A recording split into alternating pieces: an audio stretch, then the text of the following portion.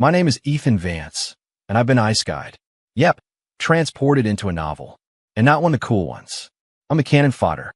The chump fiancé who gets dumped by the brilliant and terrifyingly ambitious senator's daughter, Isabella Sterling, only to be gunned down in a coup on Capitol Hill 3 years later. So, when you're handed a script that ends with your own death, what do? You burn the script and get the hell out of Dodge. Which is why I was, at this very moment, trying to single-handedly rip my family estate's solid oak front door off its hinges. Sir, for the love of God, that's a priceless antique. Alfred, my family's butler since the dawn of time, pleaded, his face a mask of pure horror. Leave the door. No can do, Alfred. I grunted, putting my back into it. A loud crack echoed through the marble foyer. This thing is solid mahogany with brass fittings. That's half a month's rent in Vegas. Now, did you finish prying up the Brazilian cherry hardwood from the ballroom floor? Yes, I've been transported into a trashy political thriller called The Sterling Agenda. The plot was so predictable it felt like it was written by an algorithm. The hero, my current pathetic self, is a love-struck idiot named Ethan Vance. He's head over heels for the beautiful Isabella Sterling and blows his family fortune to help her climb the political ladder. And his reward? About an hour ago, Isabella's chief of staff, a man with a voice like gravel in a blender, showed up to read a press release officially calling off our engagement. The official reason was some nonsense about my volatile temperament and intellectual shortcomings, making me unsuitable for the role of political spouse. But everyone in D.C. knew the real reason. Isabella had traded up. She'd fallen for the newly appointed head of the Secret Service, a stoic badass known only as Caleb Thorne. The man was a legend, a walking weapon they called the White Ghost. According to the novel, the original Ethan was supposed to collapse right there, sobbing like a baby. Then he'd get wasted on whiskey, drive to Isabella's townhouse, and scream, "You'll regret this." The tables will turn before spending the next 3 years moping. He finally meets his end when Isabella secures the presidency in a bloody coup, and he gets caught in the crossfire on the Capitol steps. Cause of death. All talk, no game. But I'm not that idiot. I'm from the 21st century. I've read the whole damn book. I know that in 3 days, D.C. is going to experience its own night of long knives. Isabella, that ruthless mastermind, is going to seize power, lock down the government, and purge the capital of her enemies. And me, the embarrassing ex-fiancé, I'm a loose end. Whether I make a scene or not, her advisors would eventually decide I need to be silenced. Hell, Caleb Thorne would probably do the job himself just to prove his loyalty. "Sir, must we really go?" Alfred asked, his arms full of 2 squawking chickens from the coop, his eyes brimming with tears.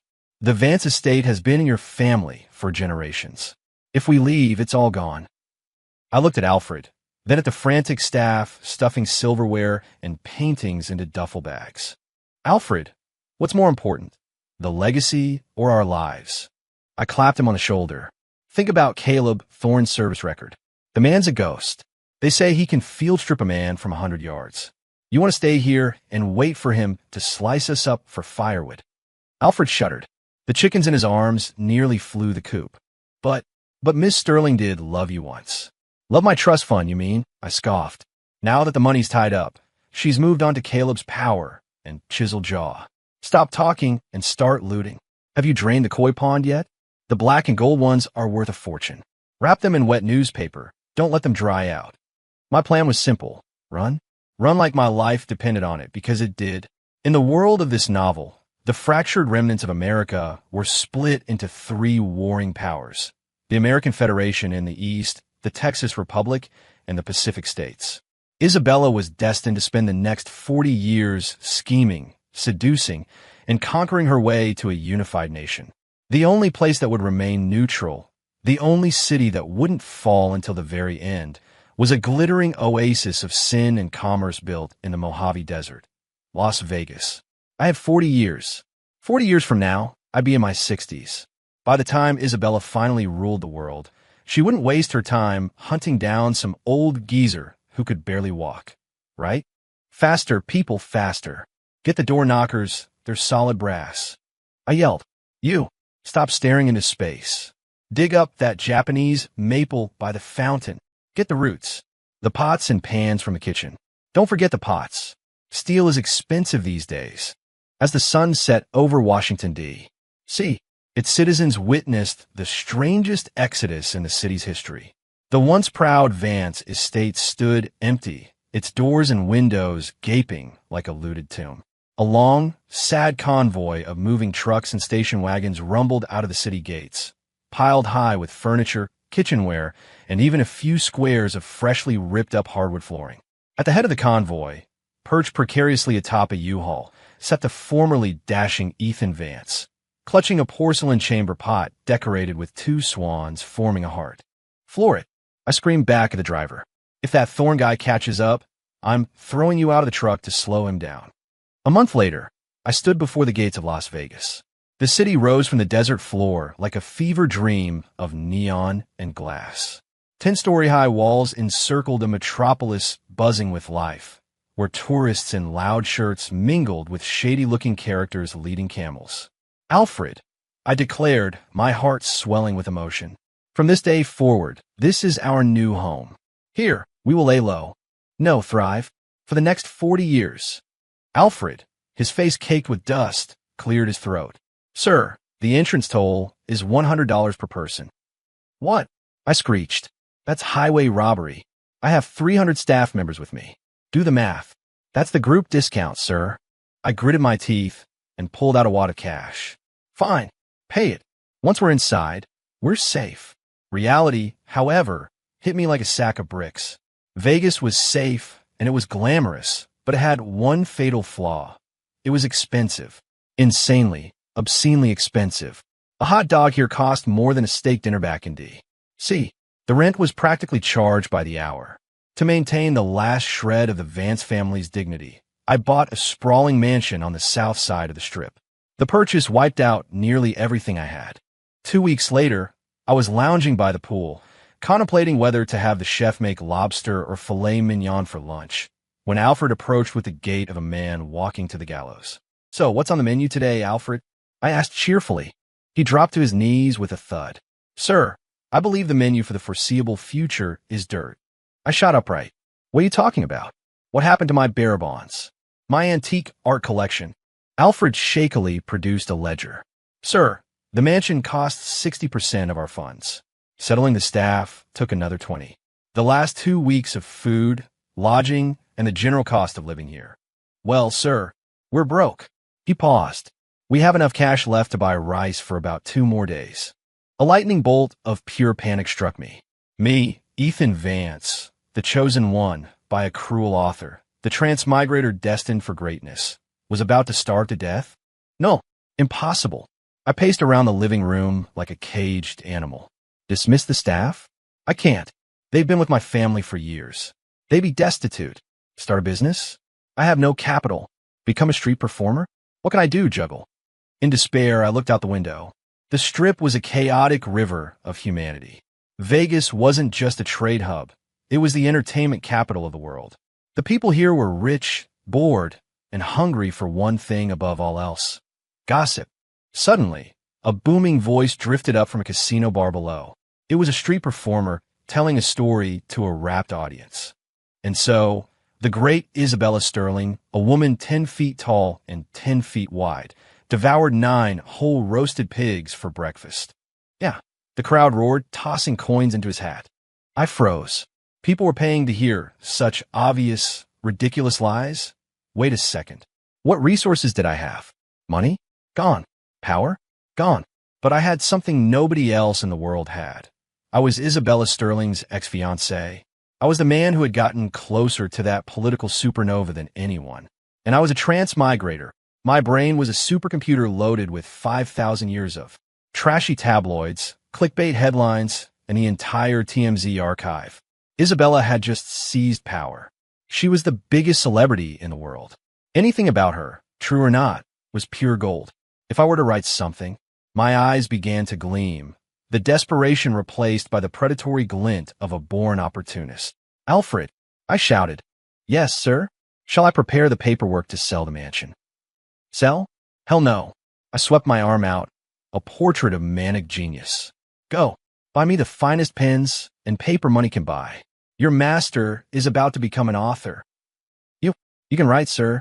Alfred looked skeptical. I let out a low, villainous chuckle, a smirk playing on my lips. Oh, I can write. And with my words, I will not only feed our 300 people, but I will also teach the entire world a valuable lesson. Never, ever piss off a writer. Especially an ex who knows all the juicy details. The study was lit by a single lamp. I spread a sheet of expensive linen paper and paused, pen in hand. A serious political expose? Nobody would read that. People wanted dirt. They wanted sex, scandal, and shocking twists. Especially when it involved the rich and powerful. I pictured Isabella's cold, arrogant face and Caleb Thorne's punchable, holier-than-thou expression. Caleb Thorne, the white ghost, the stoic, untouchable badass of the original novel. But in my version, hith. I took a deep breath and began to write, the words flowing like venom from my pen. Title, Capital Vices, The Empress and Her Secret Service, Studs Volume 1. The Thorne Identity. From male stripper to America's top agent, who is Caleb Thorne? Really? The world knows him as a master of espionage, but they don't know his true origins. He was born on the West Coast, a nobody, a dancer in a seedy Vegas club who went by the stage name Blade Dancer. But it wasn't his dancing that caught Isabella's eye. It was his mastery of a long-lost, esoteric technique from the Orient, the art of the human helicopter. I had to stop and put the pen down. I was picturing it. The stone-faced Caleb Thorne, standing on a moonlit balcony, taking off his white suit, attaching a massive industrial grindstone to a certain appendage, and using an unholy amount of core strength to make it spin like a propeller. I spit a mouthful of coffee all over the page. The mental image was too beautiful. I couldn't look, but I could definitely write it. I continued my masterpiece. I, Ethan Vance, as her former fiancé, often drove past the Sterling estate. On nights with a full moon, I would see a strange golden light emanating from her penthouse, accompanied by a low, humming sound. At first, I assumed it was a private generator. Only later, through my sources, did I learn the truth. It was Caleb Thorne, performing his spin cycle of power for Isabella. So impressed was she by his stamina, that she immediately promoted him to head of her security detail. This wasn't just slander. This was character assassination on a spiritual level. From now on, whenever Caleb Thorne drew his weapon, people wouldn't think of his deadly aim. They'd just wonder if he could get it spinning. But that wasn't enough. I needed more than just cheap jokes. I needed a conspiracy. Why did Isabella's coup succeed? The original novel claimed it was her political genius. My version was better. I grabbed a new sheet of paper. Shocker. Why is the president's health failing? And why does Isabella keep sending buff Secret Service agents to the Oval Office? The truth is simple. The president was gay. I borrowed liberally from every political sex scandal I'd ever read about, blending it with the literary flair of a grocery store tabloid. Isabella, knowing the president's secret proclivities, ordered Caleb Thorne to his bedside every night. Thorne was not just a master of the spin cycle. He also possessed a secret weapon, a rare odorless toxin known as limp noodle toxin. Thorne would apply this toxin to his most intimate regions. Whenever the president and Thorne engaged in their late-night briefings, the poison would be absorbed through direct contact. Day after day, the president's vitality was drained, his mind grew foggy, and his grip on power slipped, allowing Isabella to seize control of the nation. I leaned back, admiring my work. I was a genius. It was a perfectly closed loop of logic. It explained why Thorne was her favorite, why the president mysteriously weakened, and why Isabella won. It implicated everyone. As for Caleb Thorne, sorry, buddy. To feed my 300 followers, your reputation is a small price to pay. It's not like you're going to find out way over there in D.C. I wrote 20,000 words in a single night, filled with lurid details. How Thorne trained his technique by lifting progressively heavier weights, from dumbbells to anvils. How Isabella chose between us. Ethan is a fine conversationalist, but Caleb's work ethic is just on another level. How the president would chase Thorne around the Oval Office yelling, "Agent Thorne, slow down." By dawn, I had massive dark circles under my eyes, but my spirit was soaring. Alfred, the butler, pushed the door open, took one look at the mountain of crumpled paper and my crazed grin, and asked timidly, "Sir, have you gone mad?" "No, I have achieved enlightenment." I shoved the neat stack of manuscript pages into his arms. "Take this to the biggest publisher on the strip, the Gilded Page. Tell them it's a leaked manuscript smuggled out of D.C. The author's name is The Hollywood Heretic. Tell them to print it. A first run of 500 copies. No, 1,000. Alfred looked down at the title page. The night Caleb Thorne showed me the true meaning of spin. His face turned the color of a plum, and his hands began to shake violently. "Yes, sir. If the Empress finds out about this, she'll have us all executed. This is high treason. What's there to be afraid of?" I took a sip of cold, day-old coffee. "This is Vegas, baby. The city of freedom. Isabella's reach doesn't extend here. Besides, she's busy running a country. Who has time to read trashy novels? And more importantly," I added, "we're about to be homeless. Would you rather starve to death or go for broke and see if we can turn this lemon into a Lamborghini?" Alfred hesitated. Finally, the primal fear of starvation won out over the abstract fear of a distant empress. "Sir, what price should we set? And what is a Lamborghini?" I held up one finger. $1, he asked. $100. Take it or leave it. Tell them it's a limited edition collector's item full of classified intel. Oh, and a Lamborghini is what you call it when Caleb Thorne spins 2 grindstones at once. 3 days later, at the Gilded Page bookstore on the Las Vegas Strip, a line snaked around the block before the sun was even up. 1 copy of Capital Vices. Me too.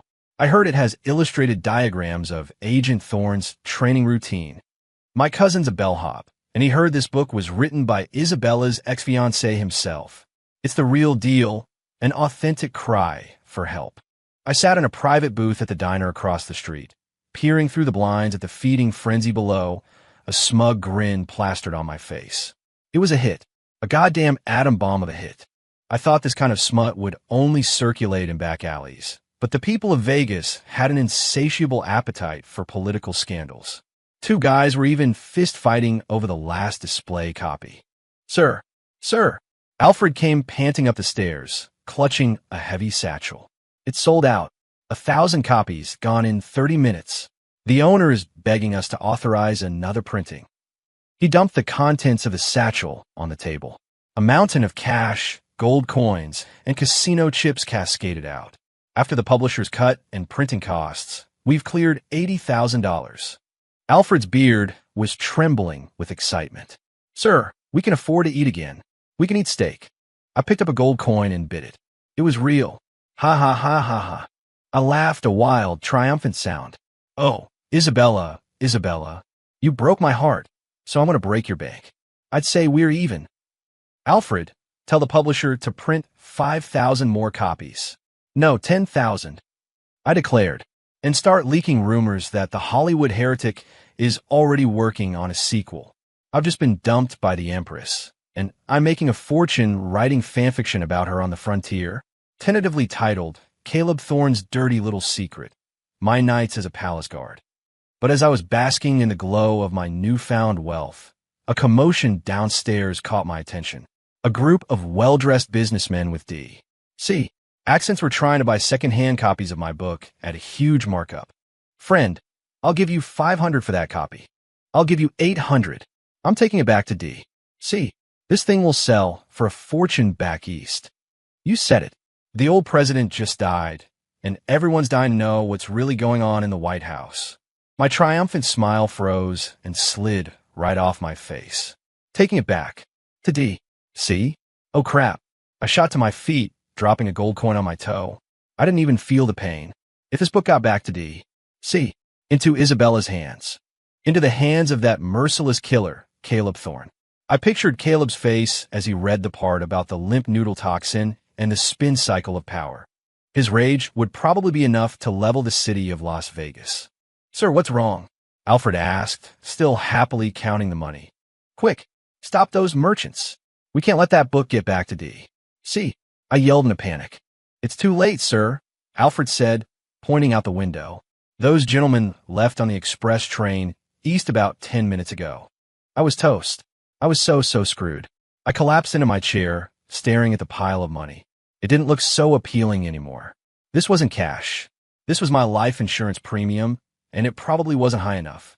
But then a thought struck me. Wait a minute. D.C. was thousands of miles away. The train would take a week. Isabella had just taken power. She'd be swamped with consolidating her position, purging rivals, and stabilizing the economy.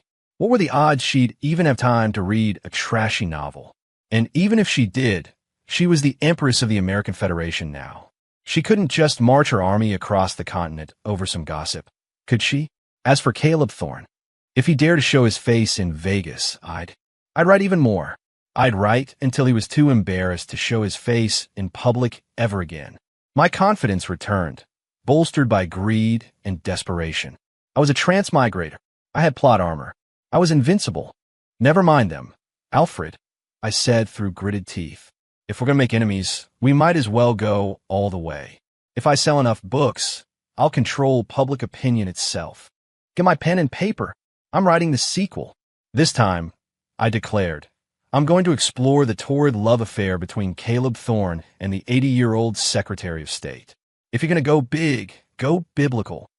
At that moment, I had no idea that the gears of fate were already grinding, and that the man I had just turned into a human helicopter was, at that very moment, standing on a training ground in D.C., feeling a sudden, inexplicable chill run down his spine.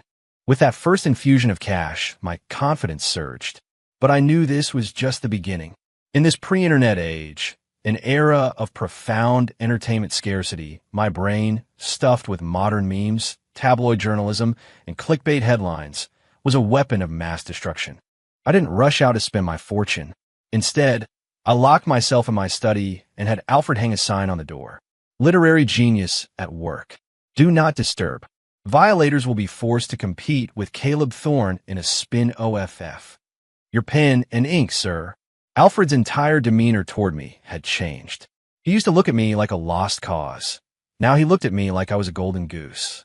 A slightly deranged, morally questionable goose, but golden nonetheless. I unrolled a fresh sheet of paper, feeling the creative power coursing through my veins. The first book was a smash hit, but it was just a test run.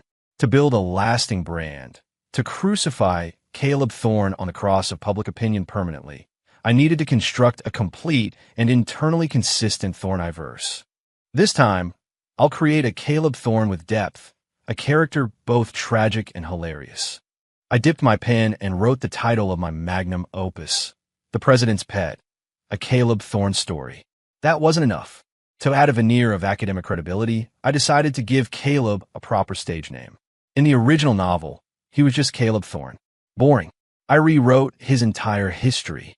Chapter 1. The Boy from the West. Dear reader, you may think Caleb Thorne a man of noble birth. You would be wrong. He hails from the desolate plains of the West, where he began his life as a humble camel breeder's assistant.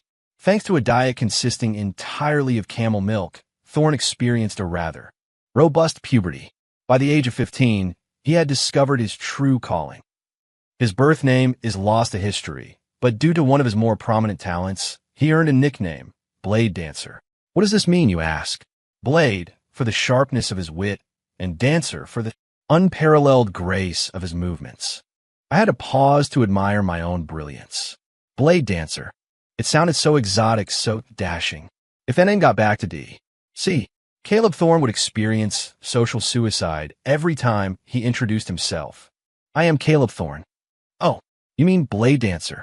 Ha ha ha ha. I kept writing. He had a name. Now he needed a signature move. The human helicopter was just a concept in the first book. This time, I would systematize it, theorize it, even weaponize it. Chapter 2. The Grindstone and the Centrifugal Enlightenment. Blade Dancer knew that to stand out amongst the thousands of ambitious agents in the sterling detail, a pretty face wasn't enough. And so, on every moonless night, he would journey to a secluded cliffside. There, he would disrobe and tie a 50-pound grindstone to his manhood. At first, the pain was excruciating, but he thought of Empress Isabella's cold, appraising gaze, of his burning desire to rise above his station. He would not fail. With a mighty roar, planting his feet and channeling power from his very core, Blade dancer lifted the grindstone from the earth. Spin, spin, spin. Using the principles of centrifugal force, a concept far beyond the understanding of mortal men, he achieved enlightenment. The grindstone spun through the air with such velocity that it created a miniature tornado. Trees were uprooted, boulders were tossed aside. It was a miracle of physics and testicular fortitude. I was in the zone, completely lost in the narrative. I could see it now. Caleb Thorne hovering over the White House like a human Apache helicopter. The image was so cyberpunk, so profoundly stupid, it was perfect. "Sir," Alfred brought me a bowl of soup, catching a glimpse of the page. The bowl trembled in his hands. "This? Centrifugal force. What manner of martial art is it? I have never heard of such a thing." I calmly accepted the soup. "It's physics, Alfred. You wouldn't understand. All you need to know is that Caleb Thorne is so awesome he can fly using a grindstone and his." I trailed off. Alfred's face was a mask of awe. No wonder he's the head of the Secret Service. I am deeply impressed. See, even my own staff was buying it. If this book got out, Caleb Thorne's reputation was toast. No matter how good a shot he was, people would just ask, "Hey, General, how's the propeller?" 2 weeks later, the president's pet hit the shelves. This time, I didn't even have to go to the publisher. The owner, a portly man named Mr. Thompson, had been camped out on my doorstep for 3 days. "Mr. Vance, my dear boy, Mr. Heretic, sir," Thompson cried, grabbing my leg as soon as I opened the door. "The manuscript. For the love of God. Where is it? The entire city is about to riot. Everyone is asking when Blade Dancer is making his comeback." I coolly produced a thick manuscript from my jacket. "It's all here. 2 volumes. The first is called Temptation of the Grindstone. The second is The Palace Carousel." Brilliant. Absolutely brilliant titles. Thompson's eyes shone with greed. These titles alone are stimulating. As for my price, I said slowly, 200 copy, $20 a book. I'll give you a 50% cut. No 70. Thompson declared, sweating profusely. I wagged my finger. I'm not a greedy man. 70% is fine, but I have one condition. Anything. On the back cover, I want a disclaimer in fine print. This is a work of fiction. Any resemblance to actual persons, living or dead, is purely Caleb Thorne's bad luck. And add another line. Official Hollywood Heretic Fan Club now accepting members. $5 entry fee. It turned out I had drastically underestimated the spiritual emptiness of the citizens of Las Vegas and the viral potential of a good dick joke. In just 3 days, the president's pet sold 20,000 copies. To put that in perspective, the entire population of Vegas was only 500,000. Accounting for children and the illiterate, that meant practically every adult had a copy. The city's entire culture shifted. On the streets, in the casinos, the common greeting changed. It used to be, "How's it going?" Now it was, "Spun any good books lately?" Even the local blacksmiths saw a boom in business. Apparently, scores of young men, inspired by their new idol, Blade Dancer, were commissioning custom-made, miniature iron grindstones to practice the divine art. As a result, every urologist and orthopedic surgeon in the city was booked solid for months. I expressed my deepest regrets for this public health crisis and then proceeded to make a second fortune by having Alfred buy up shares in the city's top orthopedic clinics. One afternoon, I put on a pair of sunglasses made from polished crystal and went to a coffee shop to gauge public opinion. I'd barely sat down before I overheard a heated debate at the next table. "In my opinion, the Hollywood Heretic is being too conservative," said a pale young man, fanning himself. "The book says Thorne can lift a 50-pound grindstone. I think it's at least 100. Think about it. This is Empress Isabella we're talking about.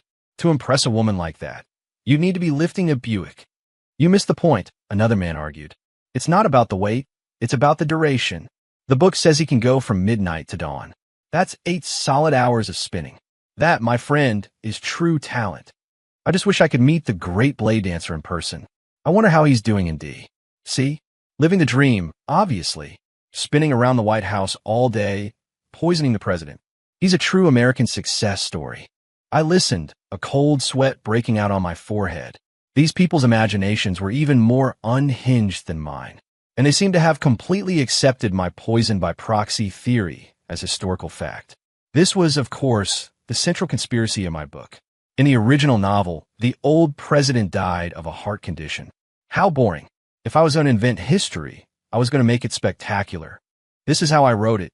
Chapter 3, The Oval Office Toxin. The president, a man of secret appetites, had long coveted the chiseled physique of Caleb Thorne, aka Blade Dancer.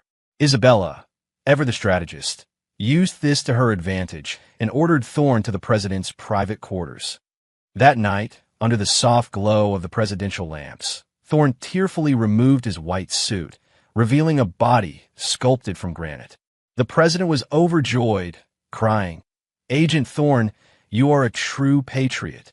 But the president was unaware that before entering the Oval Office, Thorne had applied a thin, invisible layer of limp noodle toxin, mixed with a lubricant, to his primary weapon. This toxin was unique. It could only be transmitted through vigorous, intimate friction. After a long and strenuous national security briefing, the president had absorbed a massive dose. The next morning, he emerged from his chambers pale and weak, leaning on a cane. Agent Thorne's briefings, he gasped to an aide, are more than this old man can handle. Day by day, the president's strength was sapped, and the nation fell into Isabella's waiting hands. The logic was flawless. It explained the president's rapid decline, Isabella's trust in Thorne, he was her accomplice, and it satisfied the public's thirst for scandalous White House secrets. I was a literary genius. As I was preening, a commotion broke out at the front of the coffee shop. "Look, it's the new limited edition merchandise from the Gilded Page." A crowd surged toward the entrance. Curious, I joined them. Mr. Thompson stood on a crate, holding up a small wooden doll. It was a caricature of a man in a white suit, but attached to its crotch was a tiny, functional pinwheel. A slight breeze made it spin wildly. The official Caleb Thorne Blade Dancer action figure, blessed by a shaman for maximum endurance. Hang it over your bed and pray for the power of Blade Dancer. Only $5. Thompson bellowed. "I'll take one. Give me 10. One for each of my mistresses. I'm buying one to build a shrine." I watched the frantic spinning of the tiny pinwheel and slowly cover my face with my hands. "Caleb Thorne, I'm so sorry. But I really couldn't stop laughing. Ha ha ha ha ha. If Caleb himself ever saw this doll, he'd probably get so angry he'd achieve flight through sheer rage alone." Thanks to the merchandise, my fortune grew exponentially. Life at the Vance and Exile estate improved dramatically. Alfred now treated those two chickens like sacred relics, claiming they were the mascots of our family's revival. I bought back all the furniture I'd sold and upgraded it to teak and mahogany. I was literally waking up to piles of money. Alfred's new morning ritual was to bring a tray of the previous day's gold earnings to my bedside and dump it on the nightstand, just so I could hear the satisfying clink. "Sir, today's royalties have been calculated. Another $50,000. I yawned, snuggling into my silk sheets. "Alfred, I have a terrible problem. I can't spend this money fast enough. Perhaps we could buy a few more properties, sir? Buy the whole damn street. From now on, I want to be carried through the city on a golden palanquin. I, too, deserve to feel what it's like to be spun." But with great wealth came great responsibility to my increasingly deranged fan base. One day, as I was sunbathing, Alfred brought me a stack of fan mail. "Sir, these are from the Hollywood Heretic Fan Club. They're letters of encouragement."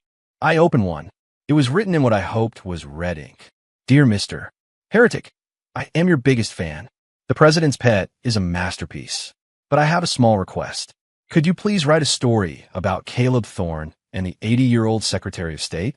I think they make a cute couple. An older/younger dynamic would be amazing. If you don't write it, my entire family will chain ourselves to your front gate." The letter slipped from my trembling fingers. This generation of readers was sick. The Secretary of State? That frail old man who looked like a walking mummy? How could anyone ship that? But then I thought, why not? It was all fiction anyway, as long as it annoyed the elites in D.C. and made me money. Was there any line I wouldn't cross? "Alfred," I roared. "Sir, reply to this fan and tell them it's happening. The next book is tentatively titled State of Affairs, a Caleb Thorne story. And put out the word. The Hollywood heretic is paying top dollar for any and all gossip about the Secretary of State. I don't care if it's his favorite brand of dentures. I want to know. I had completely lost the plot. I was no longer the timid young man who fled D.C. I was the cultural kingpin of Las Vegas, a man who wielded public opinion like a weapon. I could make anyone a star, and I could make anyone spin. But as I was dreaming of my future as the richest man in Vegas and tabloid laureate, an unexpected visitor shattered my peace. That evening, as I was outlining a particularly steamy scene involving Caleb Thorne giving the Secretary of State a deep tissue massage, Mr. Thompson snuck in through the back door. "Mr. Vance, we have a problem." He was sweating, clutching a dark, official-looking token in his hand. "What is it? Did the book get banned?" My heart skipped a beat. "Worse." Thompson lowered his voice. "Someone is buying our books in bulk, and not to read them." "Then what for? Kindling? The paper quality is too good for that. To smuggle them." Thompson slapped his thigh in frustration. "Mysterious buyers, offering cash, no questions asked. They're buying everything, even the cheap knockoff versions. I had one of my boys follow them. And they loaded the books into crates marked salted fish and headed east, toward Washington, D.C. My blood ran cold. I'd known a few copies had made their way back, but I'd told myself it was a small-scale problem. This sounded like an organized smuggling ring. "How many books?" I asked, my voice trembling. "At least 50,000. 50,000. The world went dark for a moment. 50,000 copies of my slanderous fanfiction flooding the streets of the capital. That meant every intern, every lobbyist, every single person in D.C. probably now believed Caleb Thorne was a human helicopter. It meant that when Isabella walked into a room, her own cabinet members would be stifling giggles. It meant that Caleb Thorne, oh God, Caleb Thorne was probably a wanted man for crimes against nature. "It's over. I'm finished," I mumbled, slumping into my chair. "They're going to execute my entire family tree." Thompson looked confused. "Sir, what are you afraid of? This is Vegas. No man's land. Besides, you used a pen name. Who's going to know the Hollywood heretic is you?" I managed a weak, bitter smile. There's no such thing as a perfect secret. The books were filled with little details. Isabella's love for sweet grits, a mole on Caleb Thorne's left buttock. I made that up, but what if I was accidentally right? That screamed insider job. Isabella was sharp as a tack.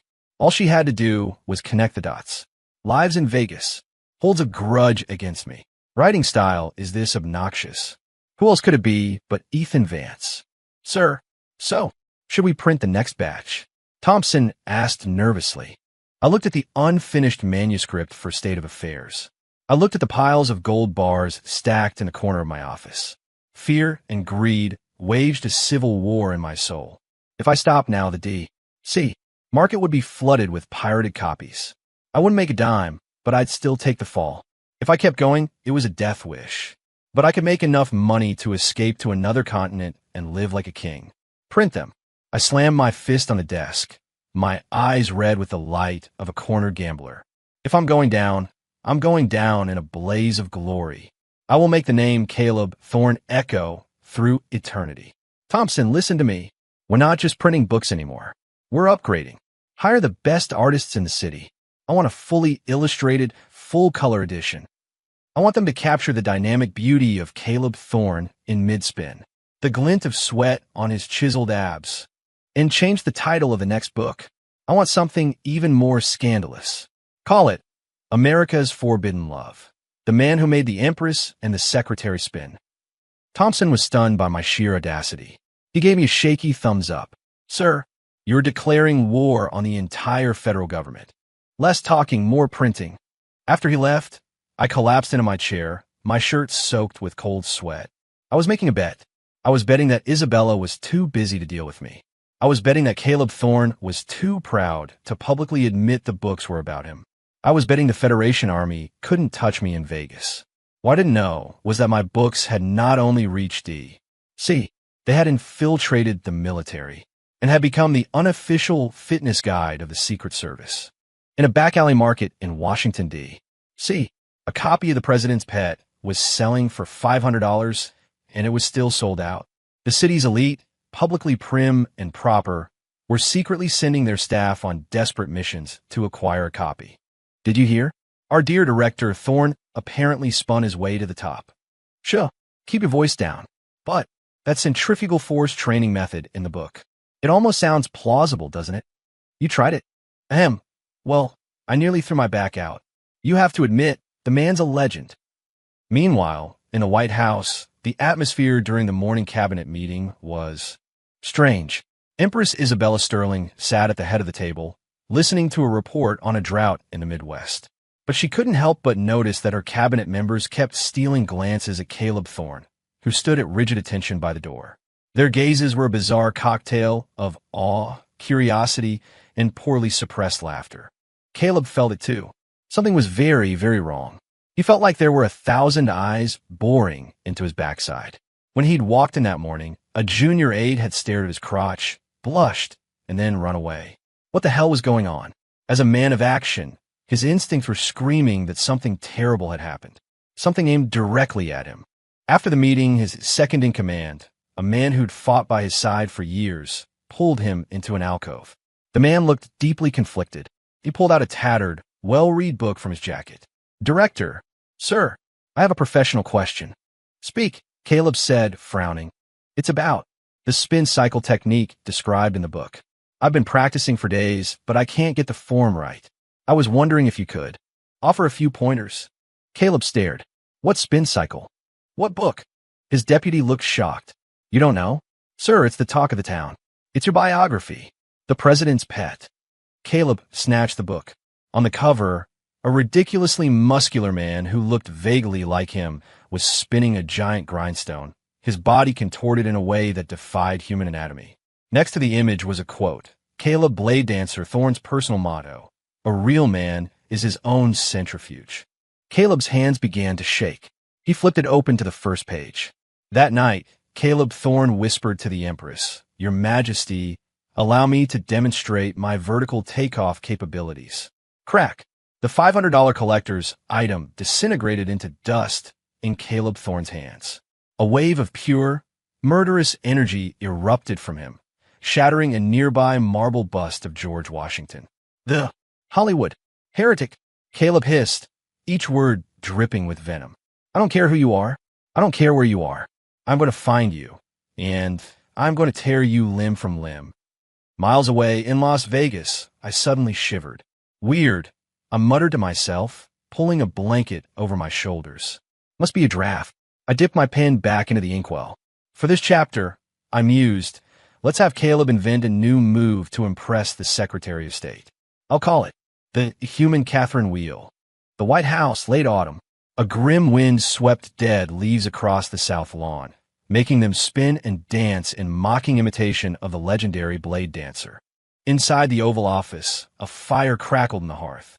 Isabella Sterling, dressed in a severe black suit, sat behind the resolute desk, her brow furrowed in thought. It wasn't the stack of intelligence briefings that vexed her. It was him, Ethan Vance. He should have reached Vegas by now. The fool, she murmured to the empty room.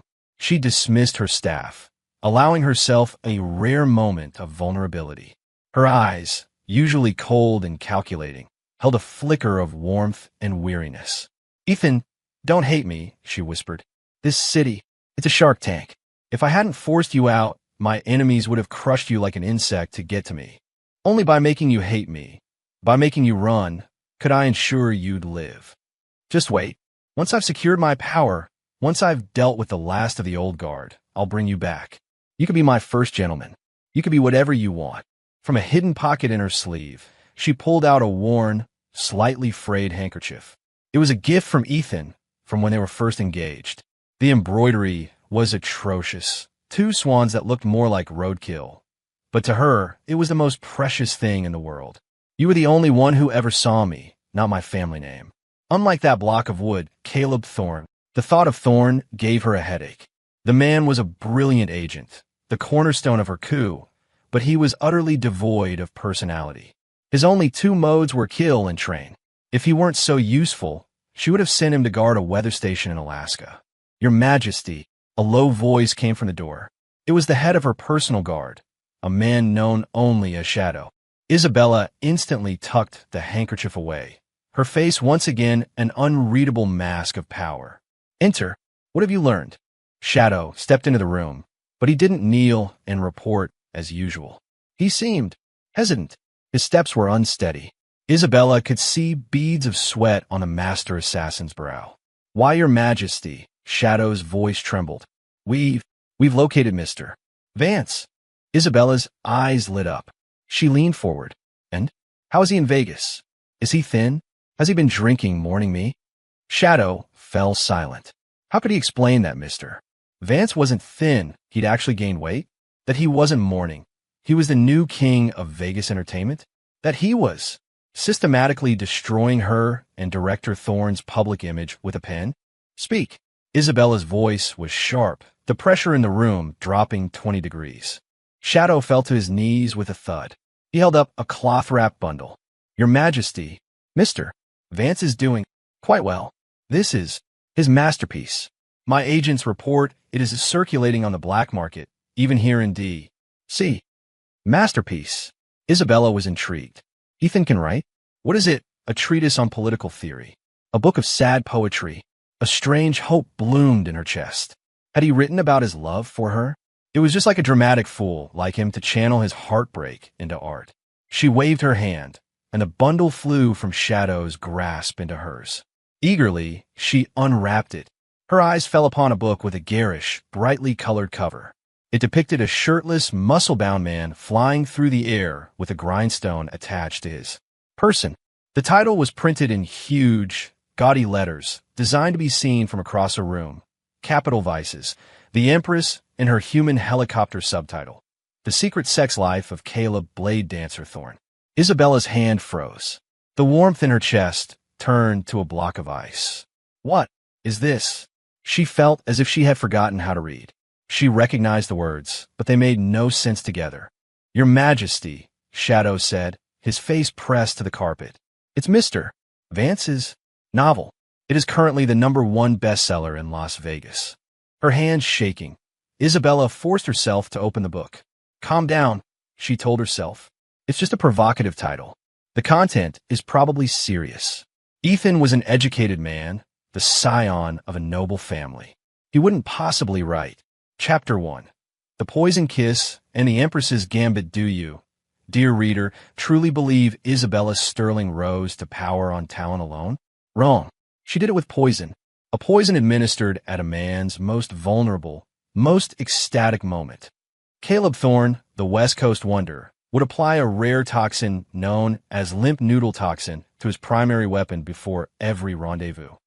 Crack! Isabella felt a synapse in her brain snap. Primary weapon? Toxin? She glanced at her own hands, then at the historic desk she was sitting at, and was suddenly overcome with a feeling of profound contamination. It was as if the very air in the Oval Office smelled vaguely of lubricant, slander. This is utter filth, she hissed, her face flushing with a mixture of rage and mortification. She forced herself to read on. She had to see just how far Ethan's depravity went. Chapter 3. The President's Last Ride. That night, screams of both pleasure and pain echoed from the President's private chambers. The staff thought the old man was having the time of his life. They were wrong. It was Caleb Thorne, performing his signature spin cycle of power. With a 50-pound grindstone whirling like a propeller, the centrifugal force was more than the President could withstand. And behind a curtain, Isabella Sterling watched, a cruel smile on her face. Spin, my little pet, she whispered. Spin that old fool into his grave, and the nation is mine. Ugh, Isabella actually gagged. She was a hardened politician, a ruthless leader, but she was also a woman who had never even been on a proper date. This graphically detailed, mechanically obscene fanfiction that reduced her brilliant political maneuvering to a cheap sexual ploy. It was an insult to her intelligence, her dignity, and her gender. And worst of all, it painted her as some kind of perverted, power-hungry voyeur who got off on watching men spin things with their junk. Ethan Vance. Isabella gritted her teeth, her nails digging into the pages of the book. I sent you to Vegas to save your life. And this is how you repay me? You write porn about me? This is who you think I am. A wave of profound, unexpected hurt washed over her. She worked day and night for this country, for their future, scheming and fighting, losing sleep and hair over the fate of the nation.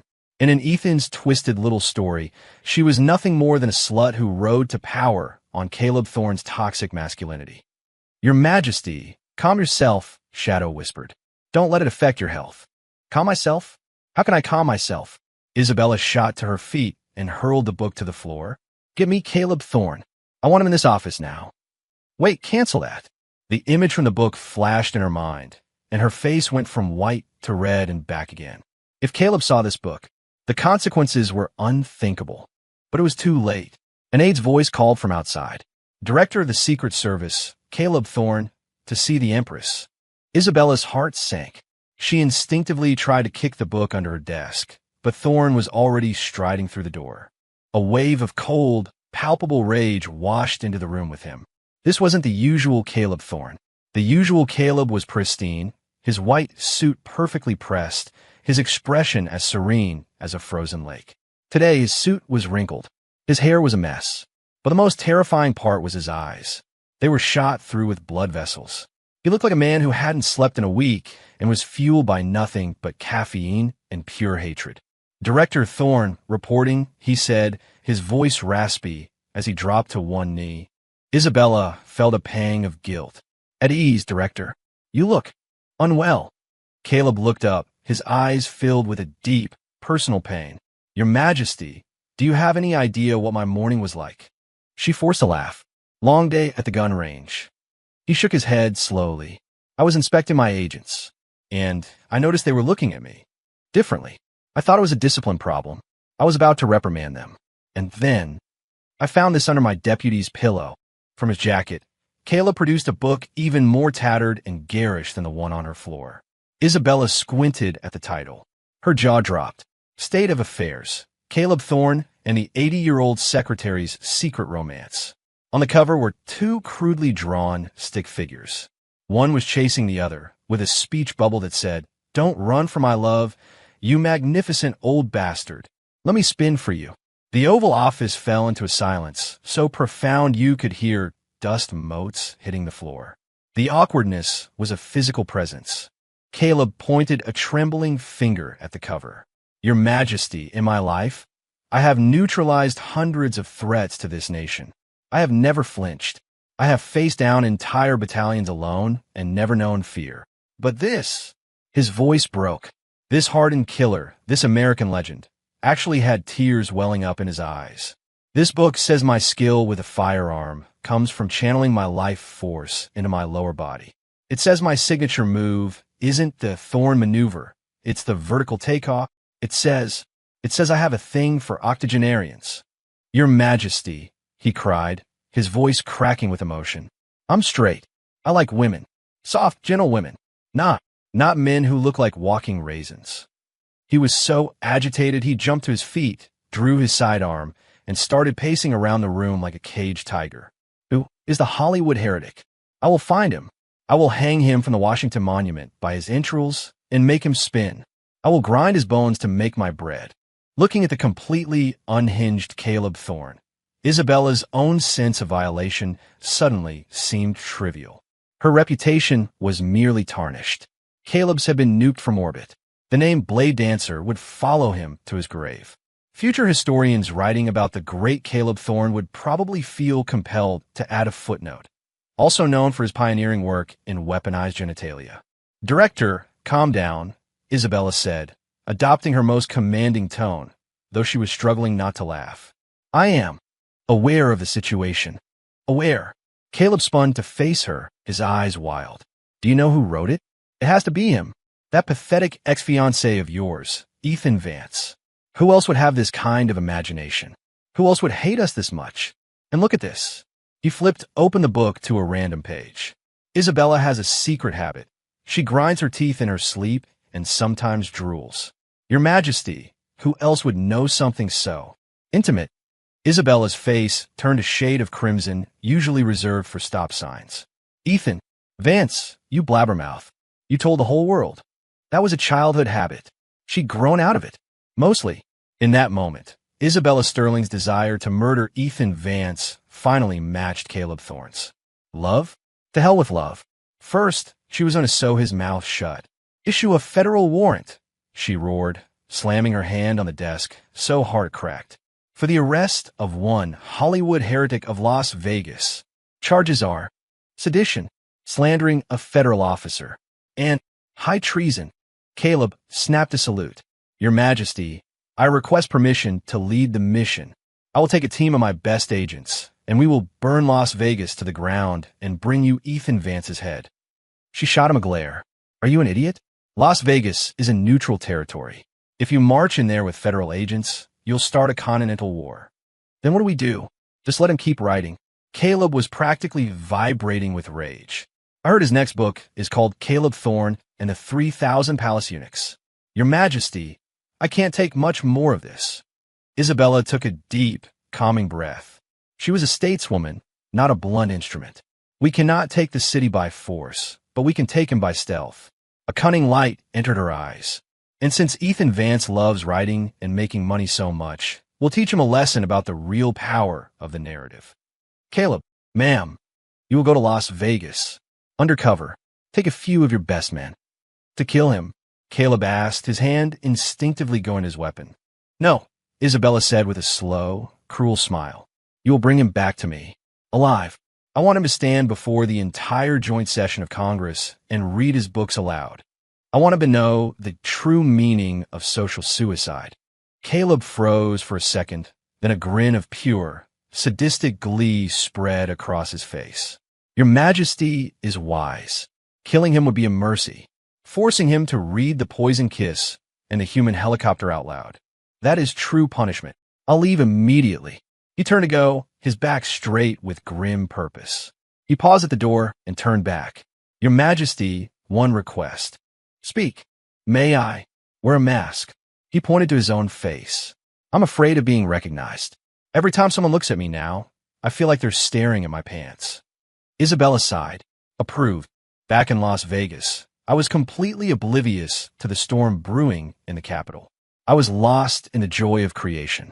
State of Affairs was another record-breaking hit, and I was even considering launching a Caleb Thorne global spin tour, with a body double, of course. Sir! Alfred burst into my office, waving a news bulletin fresh off the wire from D. See, it's a disaster. What's wrong? Did Caleb Thorne finally have an aneurysm? I asked, cracking open a pistachio. No, the Federation has issued a warrant. Alfred unfurled the paper. On it was a crude artist sketch of a man in shadows, with the name, The Hollywood Heretic, underneath. The list of crimes was long. Sedition, libel, endangering national security, and committing crimes against humanity via the complete and utter psychological destruction of a national hero, director Caleb Thorne. The reward for his capture, dead or alive, $10,000. $10,000. I scoffed. That's it? Isabella is cheap. My brand is worth at least $100,000 by now. Alfred was hopping from foot to foot in panic. Sir, the money isn't the point. The point is, the rumors say Caleb Thorne himself is on his way here, undercover, and he's not come and talk. My pistachio-cracking hand froze. Caleb Thorne? The guy who could supposedly shoot the wings off a fly from a mile away? Vegas had rules against violence, but those rules were for ordinary people. For a living weapon on a mission of personal vengeance, rules were merely suggestions. Don't panic. My voice was steady, but my knees were knocking together under the desk. This is Las Vegas. This is my town now. I have money. I can hire bodyguards. Alfred, get to the mercenary guild now. I commanded. Hire the most expensive muscle you can find. I want guys who can stop a bullet with their teeth. And a devious idea sparked in my mind. If Caleb Thorne was undercover, it meant he didn't want to be recognized. And if he didn't want to be recognized, then my job was to make it impossible for him not to be. Alfred, issue a citywide proclamation. Announce the first annual Blade Dancer Impersonator Contest. The contestant who can best imitate Caleb Thorne's signature spin cycle wins $1,000 cash. Hold the competition right at the main city gate. I want the first thing Caleb Thorne sees when he enters this city to be hundreds of himself, spinning in the sun. I pictured the scene, a disguised Caleb Thorne, finally arriving in Vegas after a long and arduous journey, only to be greeted by a sky full of muscular men swinging grindstones from their groins. The psychological damage would be immense. The sheer, unadulterated cringe would be enough to shatter his sanity before he even found me. "Sir," Alfred said, his face a mixture of terror and admiration, "you are dancing on the razor's edge of self-destruction." But he was already grabbing a bag of money to fund the competition. After all, working for me was never boring. 3 days later, the main gate of Las Vegas was a carnival. Banners flew, music blared, and a massive crowd had gathered for the first annual Blade Dancer spinoff.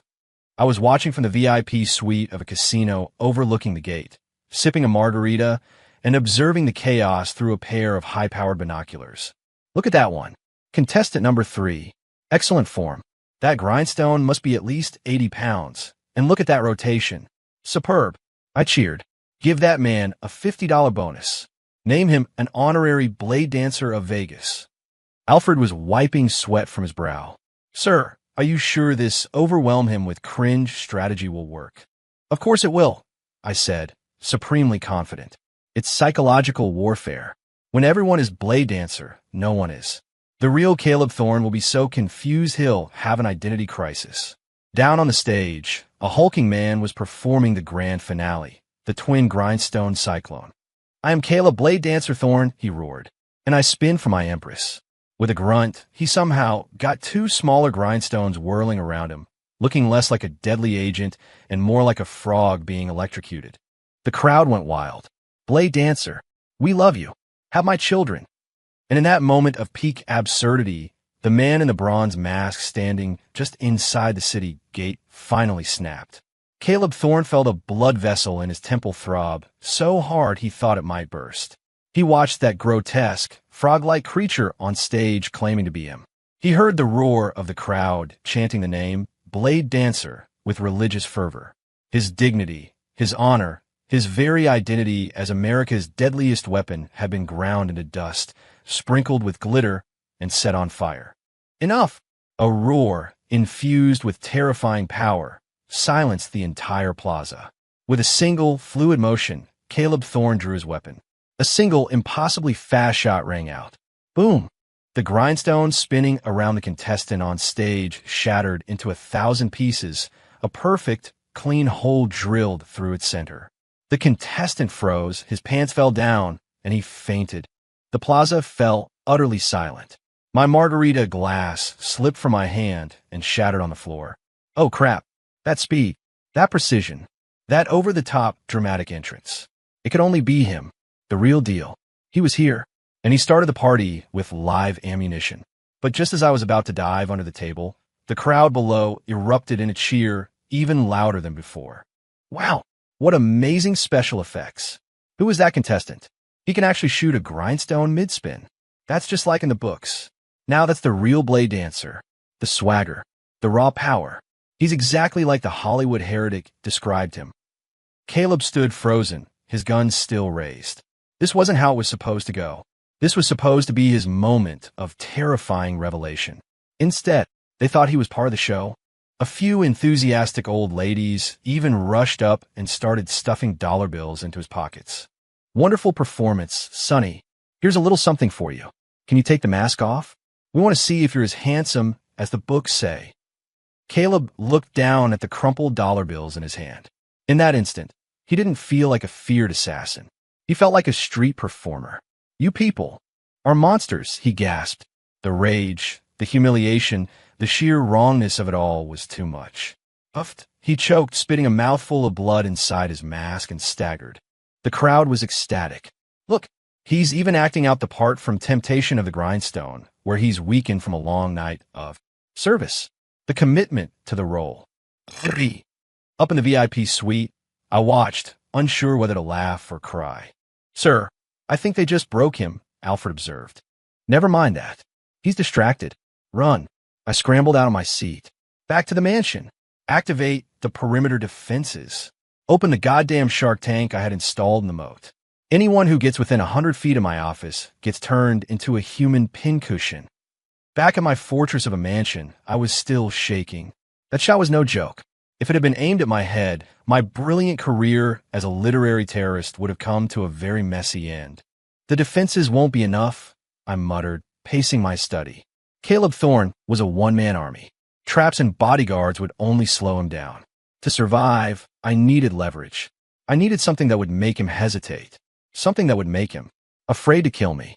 Alfred, sir, give me my pen. I'm writing a third book. Alfred looked at me as if I'd just sprouted a second head. Sir, the man is literally coming to kill you. And you want to write? Are you trying to die? You don't understand. A manic gleam entered my eye. This is my ultimate life insurance policy. As long as my pen keeps moving, I control his legacy. And this time, I'm not writing comedy. I'm writing a tragedy. My pen flew across the page. A blur of motion. Title: A Final Letter. The day Caleb Thorne's bullet pierced my heart synopsis. If you are reading this, I am already dead. I was killed by the one man I could never truly hate, the director of the Secret Service. The world knows him as Blade Dancer, the Empress's lover. But they don't know his deepest secret. The one he loved most was me, Ethan Vance. Yes, it was a forbidden love. A story of passion and betrayal. And now, to protect his secret and his reputation, he has silenced me forever. I finished the outline and let out a low, wicked cackle. Alfred, give me 100 scribes. I want this copied and ready for distribution by morning.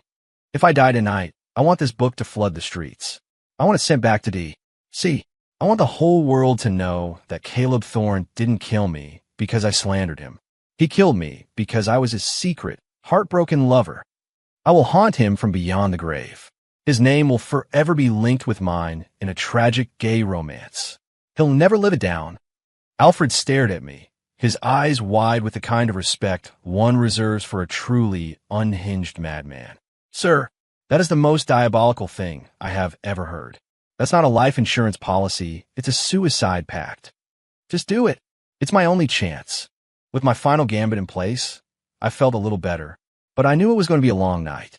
I put on a custom-made bulletproof vest and locked myself in the panic room hidden behind my studies bookshelf. On the outside of the bookshelf, I left a large, handwritten note. Dear Agent Thorne, don't bother. The secret to Empress Isabella's offshore bank accounts is in this room. Kill me, and you'll never find IT. The night was quiet, too quiet. A white-clad figure landed silently on the roof of my mansion, moving like a phantom. Caleb Thorne removed his mask, his face pale and his eyes like chips of ice. The humiliation at the city gate had solidified his resolve. Only blood could wash away the shame of being mistaken for a circus act. Ethan Vance, he whispered, looking down at the sprawling, brightly lit estate. I'll give you credit. You've done well for yourself. But tonight, your little empire of lies comes to an end. He dropped into the courtyard, expecting alarms, guards, and laser grids. Instead, he saw 3 of my bodyguards sitting around a fire pit, completely engrossed in reading copies of my books. This part in Temptation of the Grindstone is wild, one of them said. You think he can really lift 50 pounds with his? You know, dude, the book says he was raised on camel milk. That stuff's like rocket fuel, another replied. The real tragedy is that he's gay. I can't believe he's into that 80-year-old Secretary of State. It's got to be true. The Hollywood heretic wrote it. He knew all the details, right down to the secretary wearing a red silk nightgown. In the shadows, Caleb Thorne's fists clenched so hard his knuckles turned white.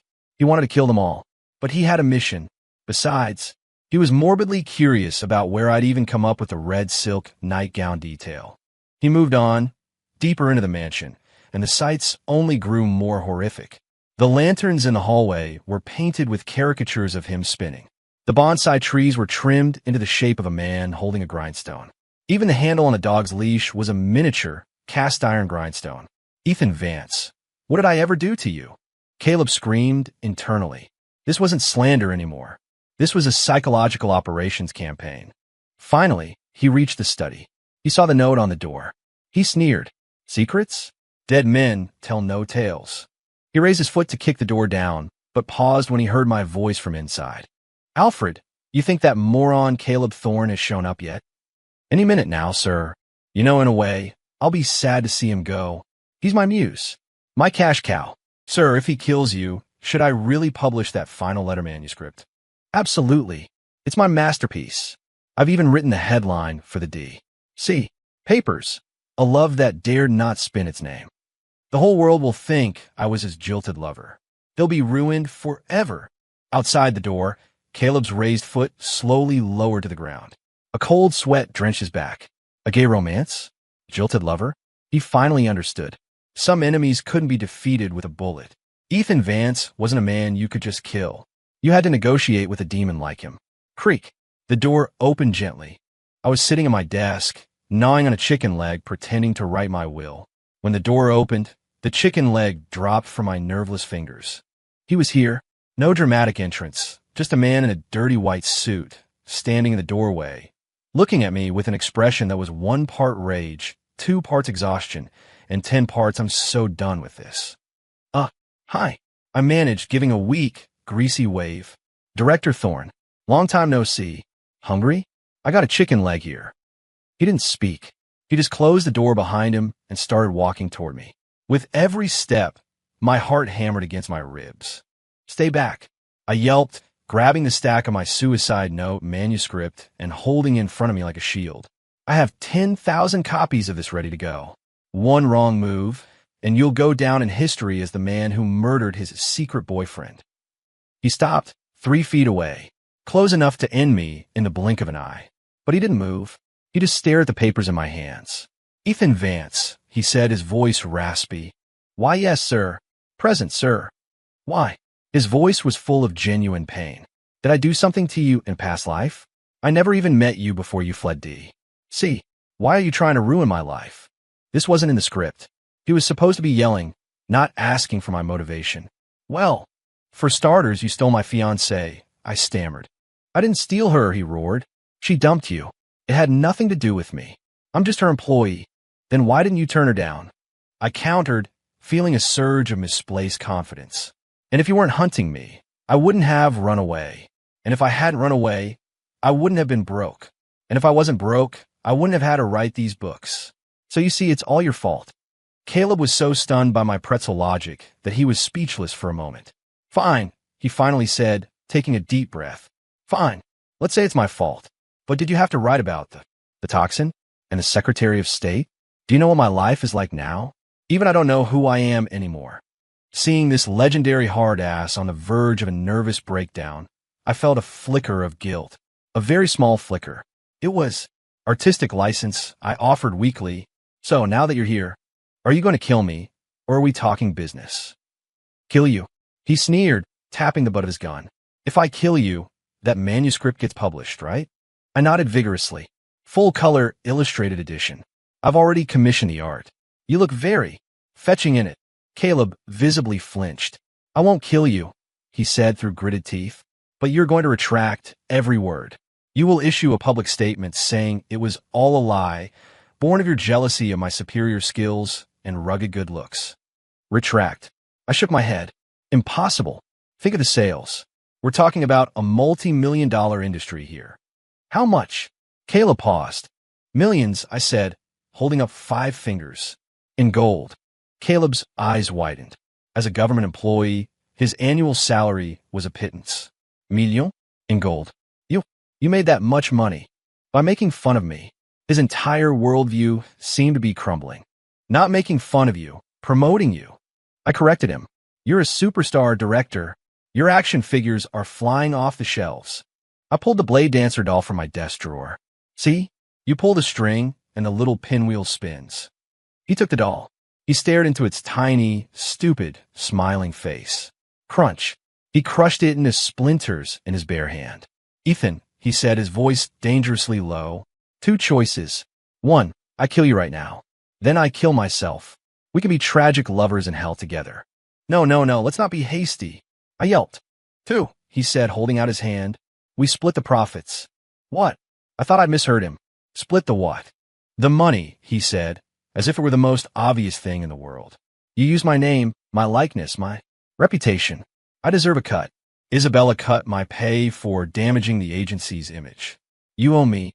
I looked at this legendary warrior, now haggling like a street merchant, and I had to stop myself from laughing. Even badasses have bills to pay. Half is too much, I said, my inner businessman taking over. 30%. I have overhead, staff, printing costs, bribes. 40%, he shot back. And if you say no, I will move in. I will live in your guest room and practice my spin cycle on your front lawn every morning until you go insane. That was a very specific threat. Deal. I slapped the desk. 40% it is, but on one condition. What? You have to be my creative consultant. A wicked grin spread across my face as I pulled out a new poster concept. My next series is a heroic fantasy epic. Blade Dancer. The legend begins. I'll need some exclusive details. For starters, is it true you're a virgin? Caleb stared at me. You know what? I'm reconsidering option 1. Let's just die together. Kidding. I'm kidding. We'll make you a war hero. A celibate war hero. Just as we were hammering out the details of our new, deeply weird business partnership. Boom! The entire front of the mansion exploded inwards. A cold, imperious female voice, dripping with rage, echoed through the night. Ethan Vance.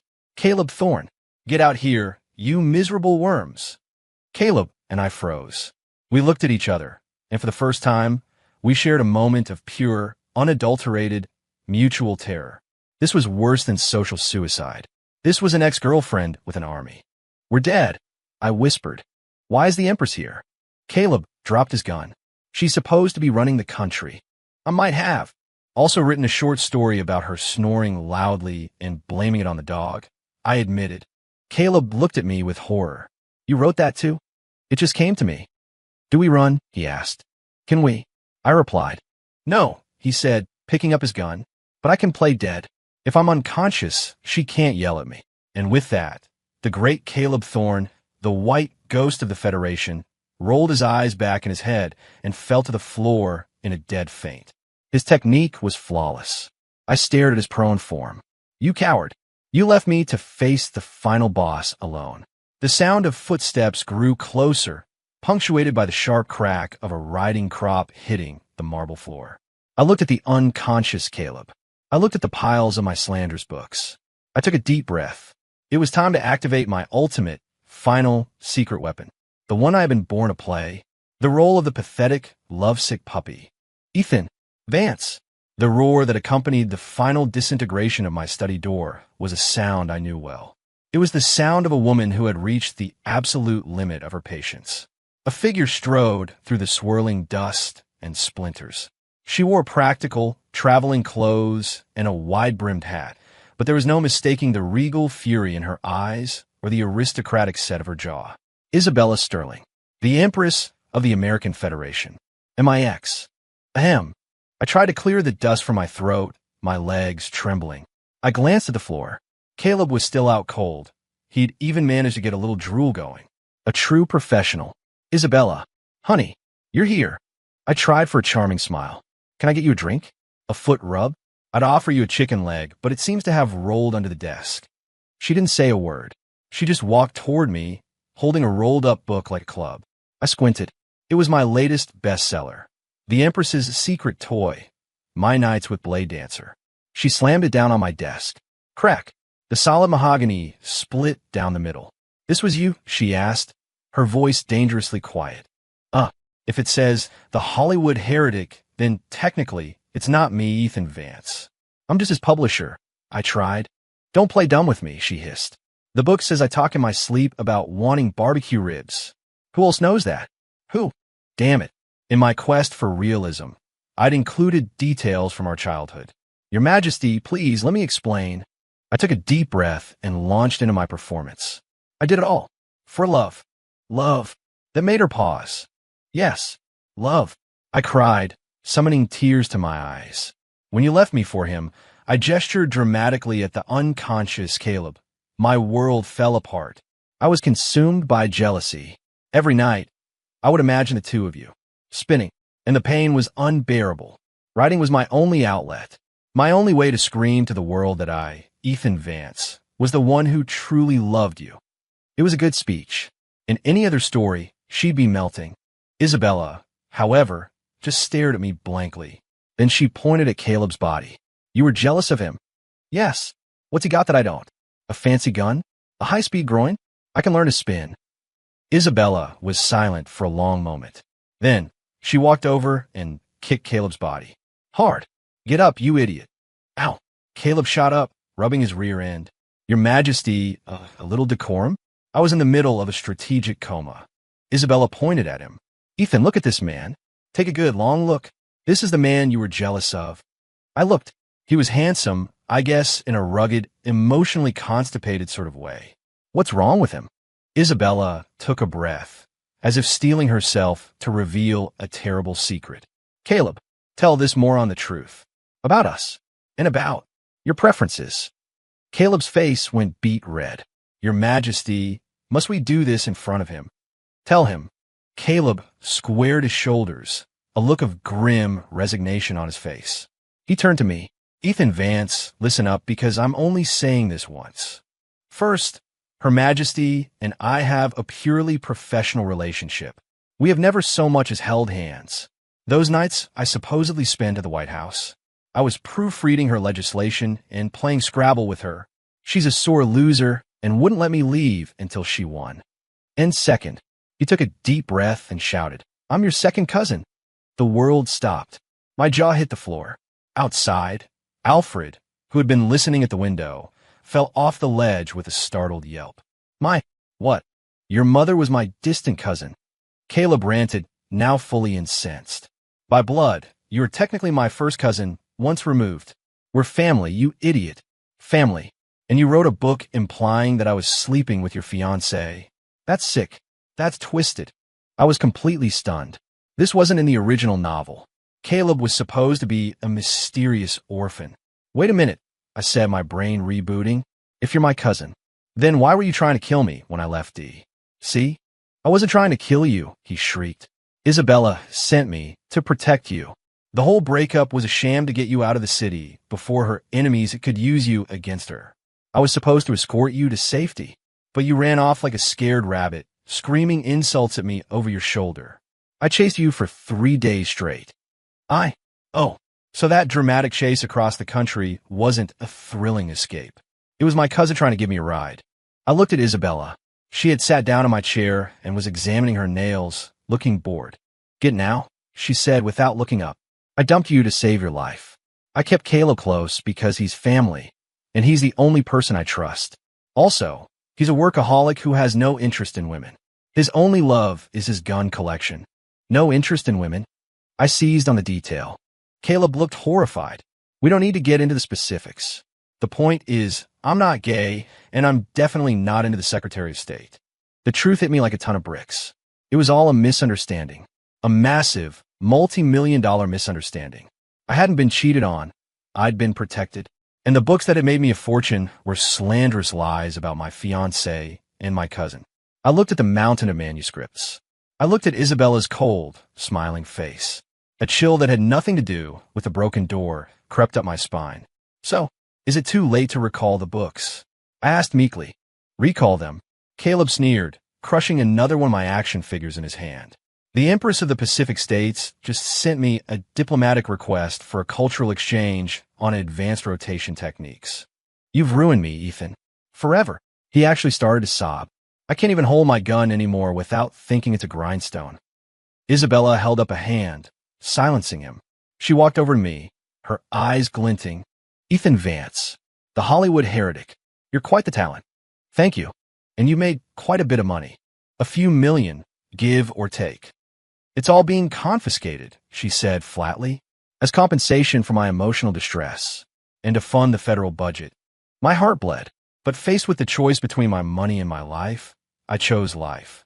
Yes, of course. All yours. And one more thing, she said, stepping closer. She tilted my chin up, her eyes dancing with malevolent glee.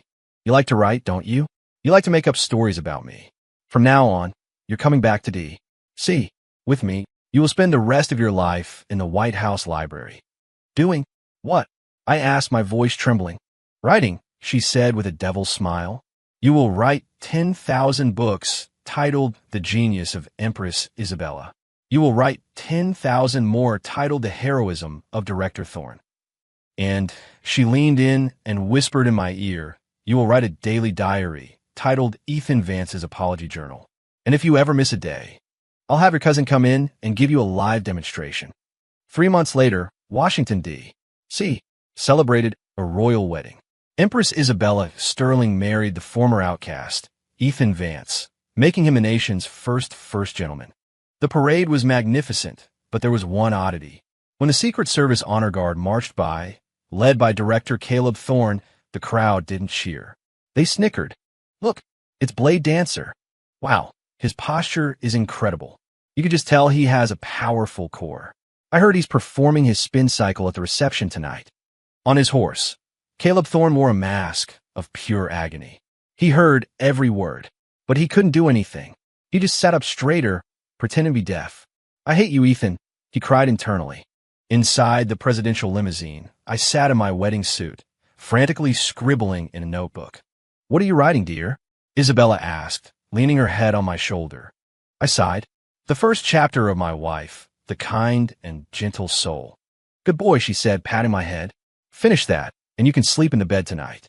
And if you don't finish it, she gestured out the window at my cousin. I'll have Caleb come tuck you in. My pen moved so fast it was a blur. Writing. I'm writing. I was born to write. 40 years later, just as the original novel predicted, Isabella united the continent. Las Vegas had peacefully joined the Federation decades ago and was now a thriving special entertainment zone.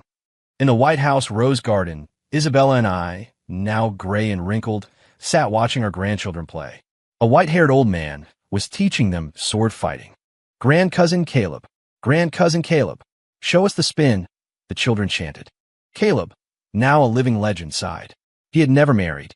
The Blade Dancer legend had made a normal life impossible. For the last time, he said wearily, that's not real.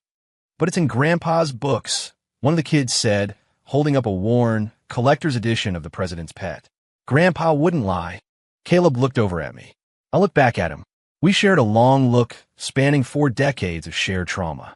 Then he smiled. Assad, mal. He flicked his wrist. Rise. A large boulder next to him levitated into the air and began to spin, slowly at first, then faster and faster, until it was a humming, blurry vortex. Wow, he is Blade Dancer. The children screamed with delight. I was speechless. Isabella was speechless. When did he learn to do that? She whispered. I swallowed hard. I think we broke him so badly he looped back around to making it real. It turned out that if a lie is told often enough, it becomes the truth. Caleb Thorne had finally become the legend I created. I looked at the peaceful world, at my beautiful wife, and my ridiculously powerful cousin entertaining the children. My life had been pretty good. Weird, but good. Darling, what are you spacing out for? Isabella said, slapping my thigh. You haven't finished today's entry in your memoirs. Right away, my love. I picked up my pen and wrote the title for the final chapter, How I Accidentally Conquered the World with Bad Fanfiction.